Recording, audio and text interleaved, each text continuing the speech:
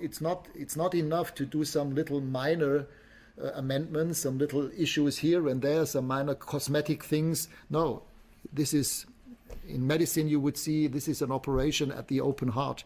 This is not a video about why Amorim is bad, though I will break down in the middle part towards the end his problem as a coach and his philosophy that probably won't work in the Premier League. But right now, we're talking about why Manchester United don't have a manager problem. They have a systematic problem. Going back to the last season of Sir Alex, Man United has just made the wrong decision after wrong decision after wrong decision.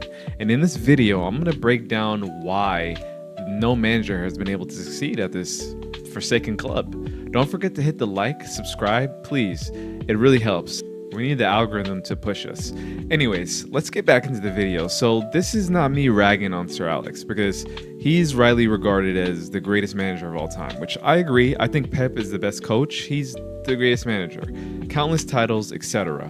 His big issue, in my opinion, was in his last season, they won the title, but everyone could see the cracks. It was an aging squad that needed to be ripped apart and rebuilt. And instead of picking the correct heir and being the leader of the new school, he instead went to a personal relationship and brought David Moyes.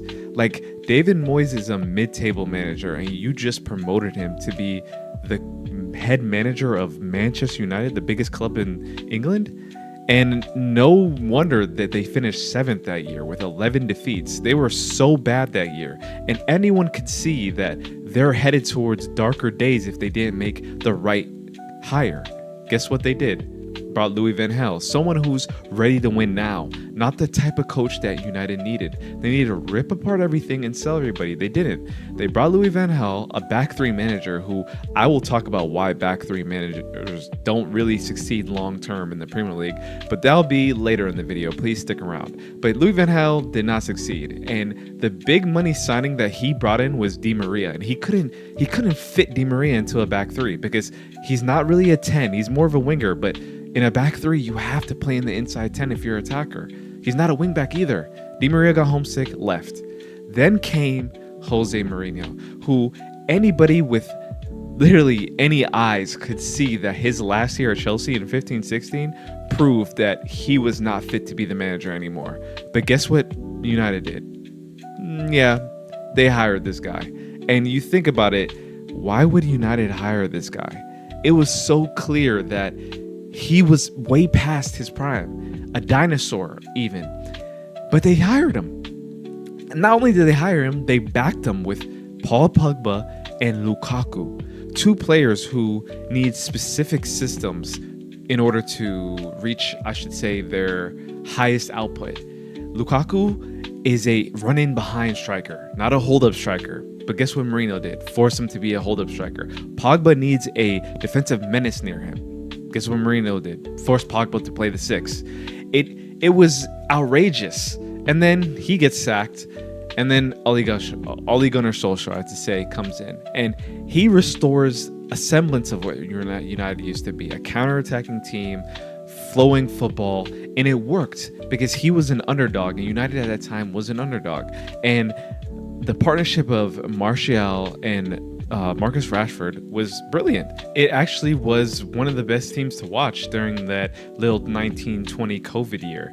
And in the January window of 2020, they brought in Bruno Fernandes, and that trio of Bruno, Marcus Rashford, and Martial was unreal. Like, they were so good that year, and it fit because, as I said before, Ole Gunnar is an underdog. He is an underdog player. His tactics are an underdog, and they fit that. United never really dominated games, but in the summer, you're like, maybe they're going to take that next step. You heard rumors, Jadon Sancho. You're like, wow, Jadon Sancho is one of the best young players, if not the best young player available. They sign him. But then they also signed Cristiano Ronaldo, which is very conflicting because who's going to play left wing?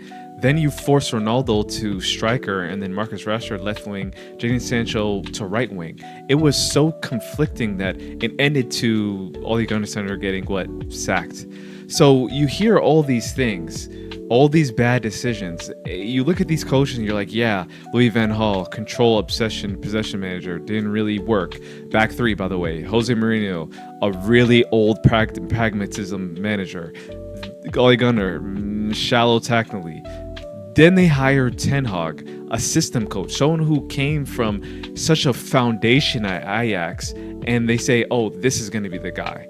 Then they back him with Lisandro Martinez, a guy that he had back in Ajax, who's a really good defender in my opinion, but he's also 5'4" and a center back.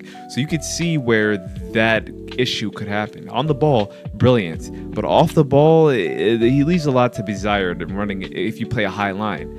And then they spent 80 million euros on Casemiro, which to me was kind of insane because it looked like he was over the hill at Madrid, I should say. But guess what? It worked out for them. United ended up finishing third with really good wins over Barcelona, Arsenal, etc. They've won the Carabao Cup, and you're thinking, wait, hold on now. Maybe Ten Hag is the guy to steer the ship. Now, you still see the issues, but you're like, maybe. Then they spend 70 million pounds on Rasmus Højlund, somebody who's an unproven striker at Atalanta, someone who hasn't shown that he's worth that. But instead, the Glazers and whoever is running the operations splurge on a high-profile transfer. Doesn't make sense. Then the biggest travesty, in my opinion, was them spending 60 million pounds on Mason Mount. Anybody who watched Chelsea in 22-23 could see that Mason Mount has declined. He also had 1 year left in his deal. Whoever's doing the negotiation literally got bent over, literally, and no one said anything that was worrying. But then they also got Onana, which had me thinking, okay, wait a minute. Now this is a good signing, because when I watched him at Inter, I was thinking this guy is potentially one of the best goalkeepers in the world, on the ball and off the ball. But guess what? Too good to be true. It's like every signing that comes to United immediately regresses, whether it's a coach, whether it's a player. It's a very toxic environment. That's what I want to make known about this video. But in that same year, they finished 8th, horrible in the league, batterings all over the pitch, but then they won the FA Cup. Now, a smart general manager and new ownership in Ineos, who took over at this time, would have realized, hey, maybe he brought us into Europe, he got us a cup, 2 years, all right, masalam as my Arabs would say, goodbye. No, these idiots at Ineos, these bozos, decided to keep Ten Hag after that season, and they even backed him. But then they backed him with players that don't even fit his system. So you think about it like this. There's no long-term planning at this club.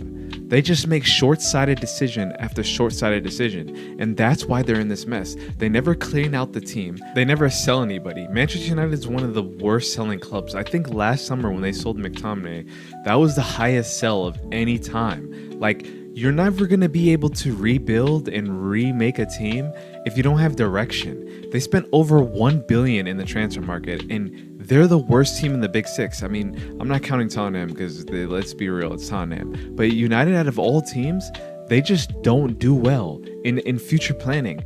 And then guess what they do? They spend 55 million euros, or pounds I should say, on Ugarte, someone who's really a shin kicker. I'm sorry. I've watched this guy so much, and there's no on-ball qualities. But instead of actually getting someone like João Neves, who was just performing well in the Champions League final, actually exceptionally well, they get this guy for 55 million. Think about it. Another poor signing. And guess what? He didn't even play in the Europa League final.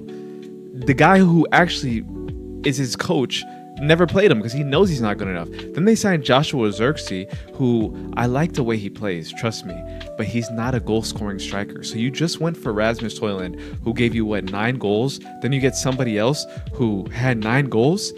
Again, he has been okay, but again, waste of funds. And then they get Mazraoui, who I think is a very decent fullback. Very decent. Like, he's okay going forward, better defending.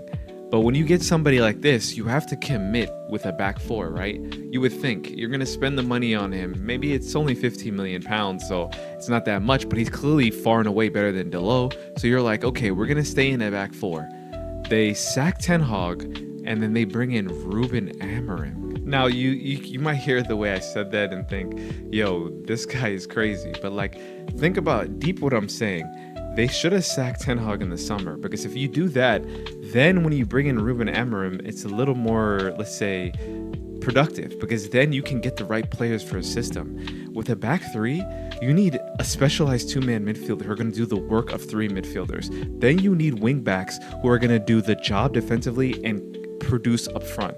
Then you need your 10s to be basically wingers and 10s at the same time, and you need your striker to be clinical. I mean, take a look at Sporting Lisbon. He basically avoided the middle of the pitch. His center backs would have most of the possession, spray it out wide, and then the 10s would go out wide to cut it back to Gyökeres. Look at this example that I'm about to show. You see this, they avoid the middle, they go out wide, and you can see for yourself here. Look at the instinctual run of Gyökeres. Is Højlund going to do that? Is Xerxes going to finish that? No, they're not. This is why I say, when you watch Sporting Lisbon, you would see that he had the perfect players to play that type of system. A back three doesn't just work just because you can just install it. I mean, look at his numbers here in the 23-24 season. He basically avoided the central of the pitch. Central progression is the worst in this pie graph. It's simple. And then United, it's the same way. Look at Onana. He just fires it long. Bruno has his hands up like, what are you doing? But that's a coaching instruction. I have the numbers to back it up here too. You can see Onana's distribution. Look at the goal kick. He fires it to the left-hand side 20% of the time. Nothing in the middle. What does that tell you? And then you can compare United under Ten Hag in the first 9 and Ruben Amorim's 15. Look at that. There's no difference. They actually got worse defensively in a back three when they're playing 5 defenders. What does that tell you? That tells you that this team is not good enough to understand this type of system in the middle of the season. Why would you hire that? It doesn't make sense. And then look at this Europa League final. Look at them. Where's the ball going to go? It's going to go around in circles. There's no middle. There's no way to play the ball. Even in the second half, look at this. He's instructing Diallo to go into the middle. Bruno has no passing angle. He passes it and the ball gets intercepted. In fact, the second clip I show, Bruno instructs Diallo to ignore what Ruben's saying and make a run in behind. I mean, that's what they've been doing a lot this year. It's just individual brilliance bailing them out. And that's been United for, give or take, the last 11 years. Like, it wasn't David Moyes' fault, even though he wasn't that good. It wasn't Mourinho, even though I don't think he was that good. Ole, Ten Hag, Louis van Gaal. I mean, they all have their faults, but you have to take a look deeper than that. United, from the top to bottom, are a failing institution. If you see clubs who have been successful, besides, the oil rigging for City and PSG, there's an alignment. The recruitment, the players, the manager, the tactics. There's a vision. There's a way of playing. There's a way of understanding. That's how you build a great foundation. United have not once did that the last 11 years. They just keep chasing the ghost of Sir Alex Ferguson, who doesn't exist anymore. There's no managers besides Pep Guardiola who stays 10 plus years. Unfortunately, that fairy tale of having a manager that's going to take you from point A to point B in 13 years is not possible. You need to tear down everything and sell everybody and stop forcing these things. That's my opinion. You can leave yours in the comments and let me know. But I think United are going to be here for a while. And if you're a United fan, more rainy days are coming. I'm sorry for you. And don't forget to hit the like, subscribe, and then notification bell. We're going hard this summer, and please support us.